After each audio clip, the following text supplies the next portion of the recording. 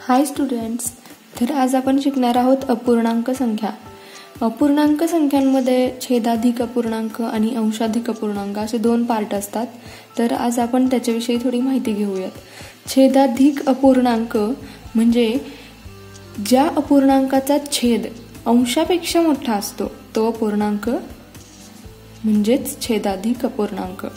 उदाहरणार्थ आपण पाहूयात, 6 हा अंश आहे आणि 9 हा छेद आहे. तर अंशापेक्षा छेद हा मोठा आहे, त्यामुळे हा अपूर्णांक छेदाधिक अपूर्णांक आहे. व दुसऱ्या उदाहरणामध्येही तसंच दिसून येते की अंश जो आहे तो लहान आहे आणि छेद जो आहे तो मोठा आहे. आणखीन एक उदाहरण सेम तसंच आहे. तर अंशाधिक अपूर्णांक आता आपण शिकूयात. आता छेदाधिक झाला, आता नेक्स्ट आहे तो अंशाधिक. तर आता आपण शिकूयात अंशाधिक अपूर्णांक.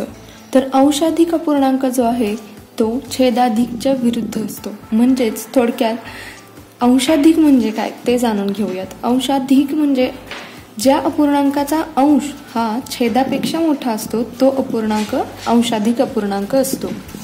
तर आपण काही उदाहरणे पाहूयात.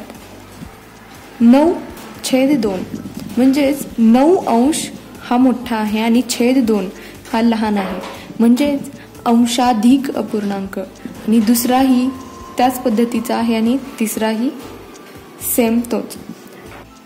या उदाहरणांतील अंशाधिक आणि छेदाधिक कोणते हे मला कमेंटमध्ये कळवा.